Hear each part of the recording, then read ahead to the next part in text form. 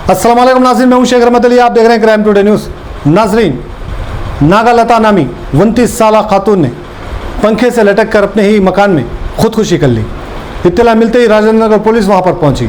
तफसीलात के मुताबिक राजेंद्र नगर पुलिस स्टेशन हदूद हैदरगुड़े पे ये खातून अपने शौहर से अलग रह रही थी और इसी दौरान सुधीर नामी से इसकी मुलाकात हुई और इससे दोस्ती बढ़ी और कई जगह ये घर खाली करके दूसरे जगहों पर रह रही थी और वहाँ पर भी सुधीर पहुँच जाता था।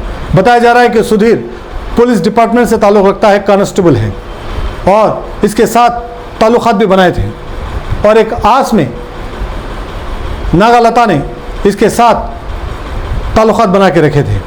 लेकिन कई साल गुजरने के बाद आहिस्ता आहिस्ता सुधीर उससे अलग होने लगा और कुछ लेन देन के मामले में बहस व तकरार होने लगी और इससे ये चीज़ का एहसास होने नागालता को देर नहीं लगी कि वो अपने शौहर से अलग थी और इस तरह से सुधीर के चक्कर में आई और इस तरह से अपनी ज़िंदगी बर्बाद कर ली। बहरहाल उसने आखिरकार सुसाइड कर ली और सुसाइड नोट पर ये तमाम चीज़ें नागालता ने लिखी। पुलिस इस मामले में केस दर्ज करके तहकीकात का आगाज़ कर दिया।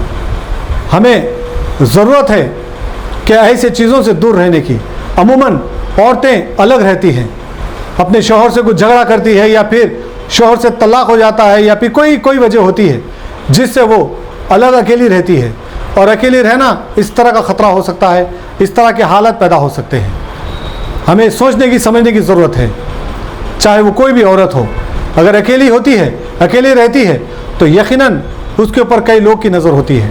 इसीलिए कोई भी अगर ऐसी चीज़ है तो ये कोशिश करें कि आप अकेले ना रहें, अपनी फैमिली के साथ रहें, अपने घर में रहें, किसी ना किसी के साथ रहें ताकि आप पे कोई बुरी नज़र ना डालें, क्योंकि अमूमन होता यही है और क्राइम भी ऐसे ही होते हैं कि अकेली औरत को अगर देखते हैं तो यकीनन शैतानी वसवसे से पैदा होते हैं और इस तरह से इन दोनों में शैतान भी इन्वॉल्व होता है। बहरहाल रायनगर पुलिस ने इस मामले में एक केस दर्ज करके तहकीकात का आगाज़ कर दिया। लाश को पोस्टमार्टम के लिए दवाखाना मुंतकिल किया और इस मामले में मज़ीद तहकीकात शुरू कर दी।